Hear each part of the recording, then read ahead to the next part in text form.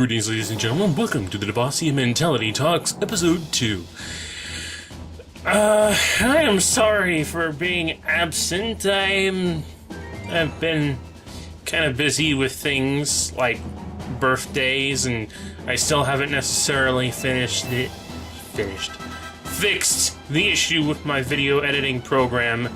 I'm probably gonna have to look into a file converter because honestly I don't know a damn thing about codecs, and that seems to be what the issue is here. And if I knew anything about codecs, I would do something about that, but I don't know anything about codecs, and I don't know how to find or talk to anyone who does. So anyway, another thing I've been doing has been trying to do some customizing custom Gundams, model kits and whatnot. And of course there's just, sheer laziness. I've also been distracting myself with a new game, Gundam Side Stories, of which I am here to have a discussion about today. Now, before we begin, I'm going to talk about my personal preferences towards Gundam, if I haven't made it already clear over the course of the many Gundam games that I've played in passing. And that is, generally, I stick to the one-year war era in terms of Gundam, and one of the things I've always enjoyed about the one-year war era are these side story elements, things like the 8th MS team, Lost War Chronicles, all sorts of things that happened during the one-year war, because the one-year war era was like I just like the one-year war era. It is my favorite era of mobile suits and whatnot.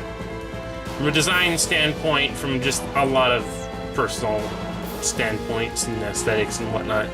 So there you go. I found out about Side Stories not but a week or so before its release. I was looking up videos of all the Gundam Side Stories, and I happened across something where it just said Side Stories, and I was like, okay, what's this all about? And I saw it was a new PS3 game, and I was like, oh yeah, this looks good. I'd like to get into some of that. And then, I was pretty excited about it. It was just like, holy crap, Gundam Side Stories, a game where they remake all my favorite side stories into one game, but apparently everyone thought it was more of straight ports of all the games on one collection, as opposed to all the stories of those games remade using a new system and a new game style.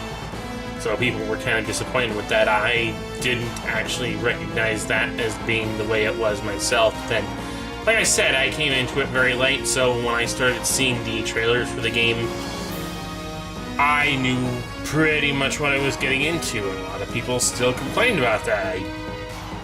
Whatever. Either way, I was pretty damn excited, but, I was on the fence for a long time, waiting to see how everyone else reviewed it, see if it was a really, really good game or it was mediocre or something. I watched a whole bunch of other people's videos about it, and, it turned me into a bit of a skeptic. It looked good, but it didn't look great. In the end, I finally got it around the time of my birthday, which was on July 20th, for anyone who's wondering.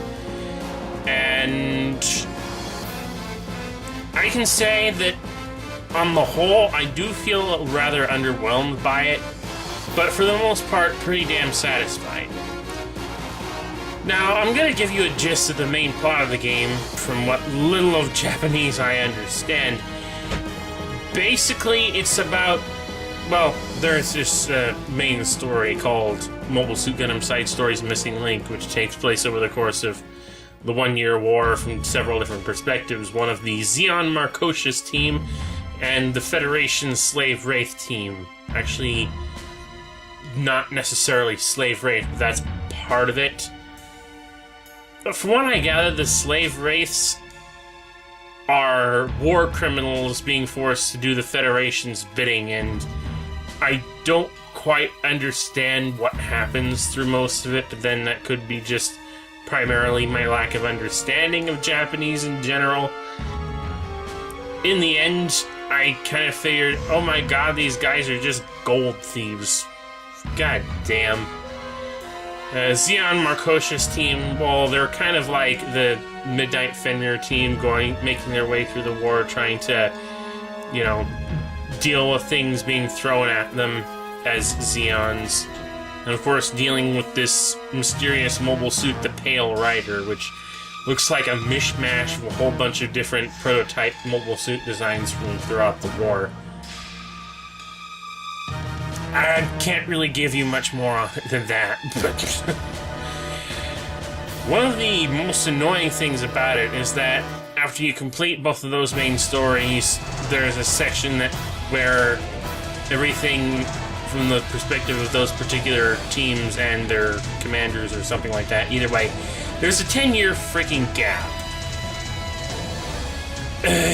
And that does annoy me. I hate to say it, but for a game about the Mobile Suit Gundam side stories relating to the 1-year war, jumping straight ahead 10 years to the Char's counterattack era, I know it's been kind of popularized lately in media for the past few years or so, I don't know, through Gundam Unicorn. Please leave my 1-year war in my 1-year war, is what I'm saying. There are other stories covered in this game, such as the Lost War Chronicle story, which basically is a retelling of the manga series story, because as you saw from the actual game itself, there isn't actually a story. Well, maybe there is a story and it just doesn't really sink through to me because I don't understand Japanese, but you know, when it comes to Lost War Chronicles, most people relate to the whole manga series, because that's where we first see Matt Healy and Ken Biederstand. The story is, for all intents and purposes, from what I can gather, okay. It takes a few odd liberties where I don't really understand most of what's going on. But otherwise, I'd say it's completely intact. The only thing that really stood out to me is that certain characters survived through certain points in the story. Okay. Zionic Front side story is completely goofy in that it's just completely goofy. I mean, for the most part, everything's intact. There's a lot of story elements from the original game that are still where they need to be and how they need to be. A lot of missions are missing, but nothing really too important. But between certain characters being in certain mobile suits that they were never seen in the original game, and certain things happening in this one where they didn't happen in the original game, I think Zionic Front fell through in this game. The Blue Destiny story, as far as I can tell, is okay. I don't really know what or if anything was changed. There is one odd cutscene in the story, though, wherein the mobile suits and the background that they're in kind of changed between the cutscenes and the gameplay. It's odd, but nothing too particularly obtrusive, but it is something that I did note when I first saw it. Rise from the Ashes actually did really good with this adaptation, but there are no optional elements in their story. Like, you can't stop the train at the one level where you could have, well, stopped the train and stop the burst liner cannon from reaching the Xeon base and whatnot, and several other optional things that I could note off the top of my head, but I'm probably not going to. And one other odd thing is near the end of the game, like in the last stage where you're dealing with the HLVs, Vish Donahue actually shoots one of them himself before he fights the White Dingoes. Don't know what that's all about. Might be partial explanation for why in the original game there was one HLV that self-destructed, irregardless of whether or not you actually managed to hit it in time. I don't know. The cross-dimension story, I have no comment on. I never really knew anything about the original game, but I will say that it can be deceptively difficult, especially the very last one where you have to go up against the Gundam Pixie all on your own. Not to mention 2 or 3 gun cannons. So it's hard. Then there's Place from the Encounter, which I think that might actually be a mistranslated name, because it's the Encounters in Space side story called A Place from Beyond the Blaze, I believe. I don't know. For the most part, it holds up really well, but there's, again, like with the Rise from the Ashes, no optional elements, and thus no alternative path you can take like there was in the original Encounters in Space game. Which seems to be the case in most of these side stories, is that it's very straightforward in its progression with little to zero optional elements whatsoever. You know, you're already given whatever mobile suits you're going to need from the mission. You can't change them, you can't do anything with them. It's just like, here's the mission, here's your mobile suits, get on with it. And, you know, I don't have much of a... It's annoying, but, you know, I prefer straightforward with story missions anyway, so fair enough. There's also a virtual reality mission mode, or VR mission, whatever you want to call it. You unlock missions for that by completing all of the other side stories, and or just completing all of the missions themselves one by one. I'm not entirely sure, for the most part, whether or not you can unlock all the VR missions on your own without playing any of the side stories, because I went out of my way to play all the main stories first and get everything, you know, unlocked before I went there. Some of the missions in the VR mode can be a little bit cryptic if you don't understand the objective, especially certain missions where you're supposed to take out very specific mobile suit types before they reach a certain point. And one very extraordinarily bizarre mission near the end where you have to take out specific mobile suits of specific rank under what may as well be an extraordinarily tight time limit, because you can't stop any other mobile suits from going beyond a certain point and destroying... Basically, defense target plus specific targets that you have to destroy, and it's a very weak defense target, so... bleh. There's also a gallery mode. I don't know why this thing just says gallery mode. Sorry, I'm looking at my list of things that I have to talk about in the order I want to talk them about, and it just says gallery mode. So, yeah. Spoiler alert, you know how I construct these rants now. Unlocking mobile suits throughout the game, as I may have mentioned earlier, just requires you to play through certain missions. And it requires, if you want to unlock basically everything, you have to play absolutely every single mission. Although you can unlock most things through story and the most of the chunk of the VR mission mode. And in order to unlock, once you've unlocked any mobile suit that you want to play as, you actually have to take points that you accumulate from playing the game and purchase them that way. Also, there's no ranking system for any given level in this game. It's just, you play the mission, you finish it, you get points. You use those points to buy things like mobile suits and upgrades for your mobile suits. Mobile suits in the mobile suit gallery, data and information in that part of the gallery, a pilot gallery, and stuff in the music gallery. It's an annoying means for certain things to access, having to buy everything with points, especially in the gallery mode. Not to mention just how stupid it is when you have to buy a mobile suit and then buy it again separately in the gallery mode.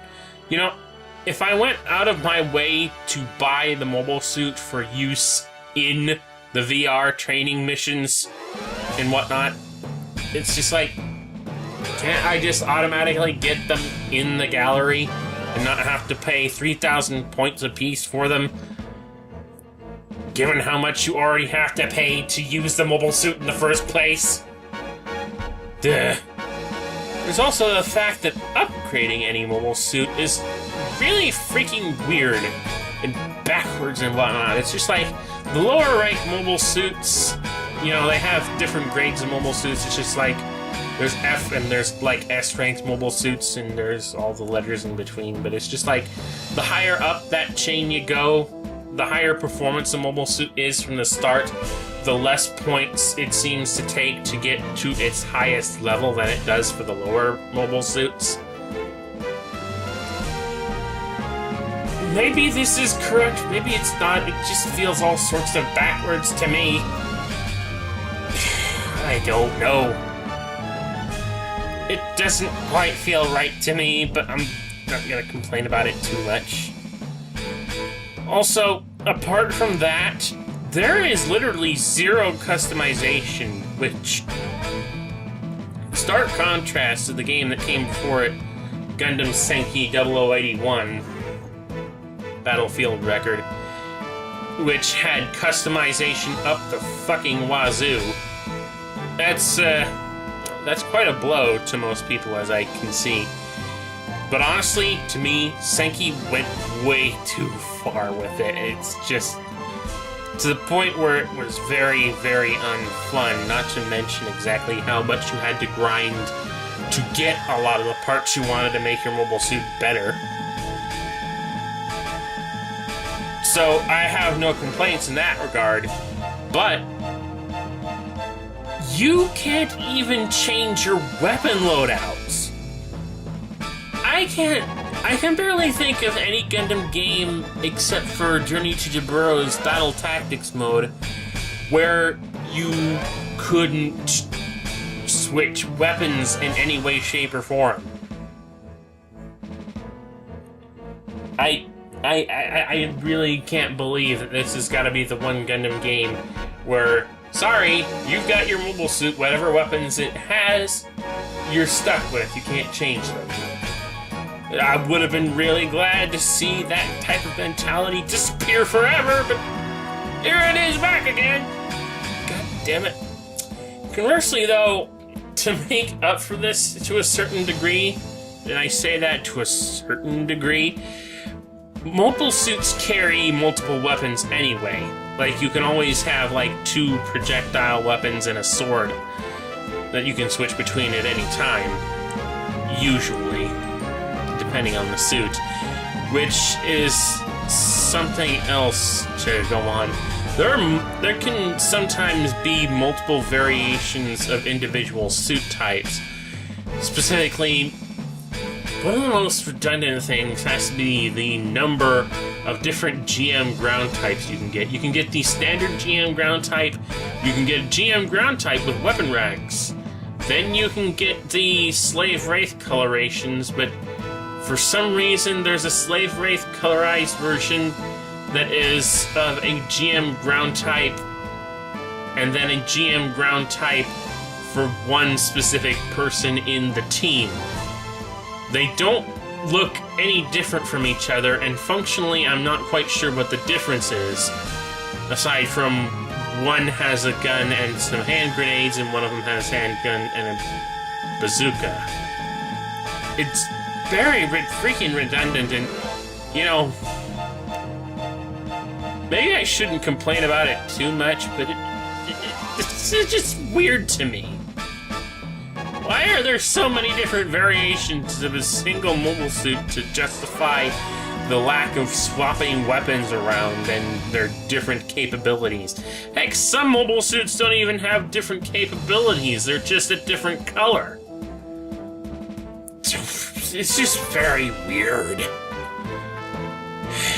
But in the end, the gameplay itself, I won't go too in-depth about it, but I will say I found it actually pretty damn solid.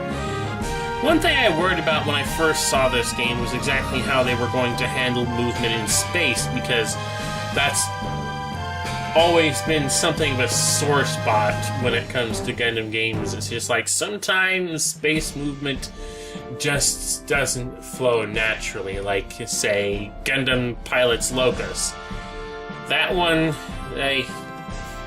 you can move all sorts of different ways in space, like it was actual space motion simulation. But, you know, that meant it was hard to actually get near or around anything you wanted to. You had to reorient yourself a lot. Here, it's very simple. Up, if you want to go up, you go up. If you want to go down, you go down. You move side to side. There's no rotation. There's nothing about that to worry about. So basically, it's 3D motion on a 2D plane or something like that. I don't know. So it's fairly simple, and I have really nothing to complain about with it. For a game about the 1 Year War, the one thing that does kind of irk me about this game, and, well, maybe not the one thing, but there's actually several things, because, you know, 1 Year War mobile suits were generally kind of like large walking tanks. That's kind of the reason I really like the 1 Year War, is because they're less super powered robots flying around laser spamming all over the place. But that is something that you can kind of do in this game. It's just like, you can do some really abusive boosting in this game. There's dodge rolling. Hell, you can dodge roll in midair. Oh, Lord. There's also some special attacks that you can use during gameplay, and they too can get pretty damn over the top for mobile suits of the 1 Year War. I think the most outstanding mobile suits in these regards have to be the Gundam Pixie and the Blue Destiny series machines, because they just do all sorts of weird flips and twirls. Hello? Walking tanks? No? Well, whatever. Another annoying feature of this game has to be the system in which you lock onto things. As opposed to any other game where you usually just, once you destroyed a target, it locks on to the next closest target to you. It actually locks on to the next closest target in the middle of your screen. Sometimes. Or if you want to switch targets, it does that too. The next closest target in the center of the screen, as opposed to something that's a lot closer.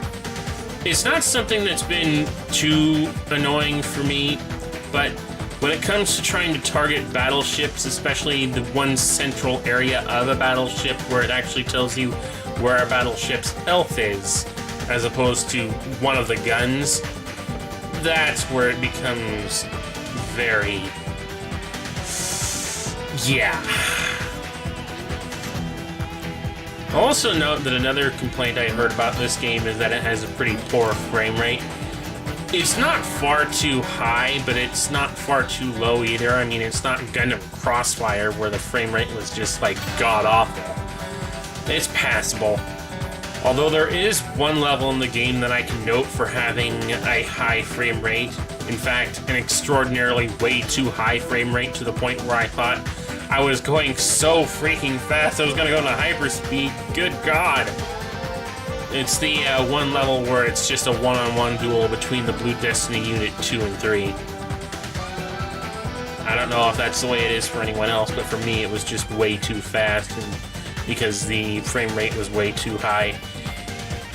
And as you may have gathered, this game didn't get a remarkably high reception.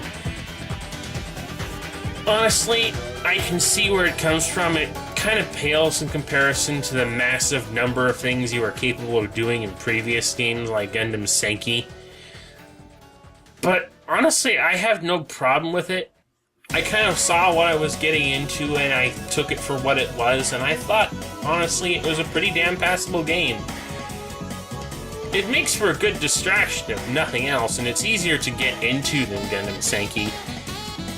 As for whether or not I'm going to do a series of videos on the game, like a Let's Play or something, I'm not 100% sure when and if I'm going to do that.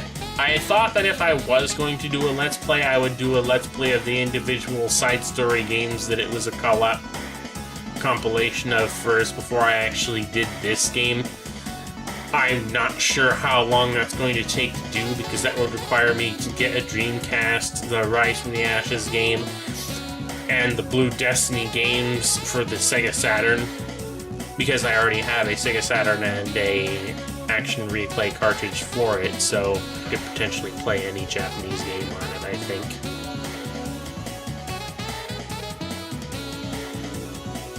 Another thing I'd thought to do would be to just do a mobile suit demonstration series. Like, just take every mobile suit I can out of that game and do a demo of it. Maybe. I don't know. I have some thoughts. If any, I could do a straight-up playthrough, but I'm thinking a lot of people, even those that I watched, are doing that already, so I don't think it's worth throwing one of my own out there.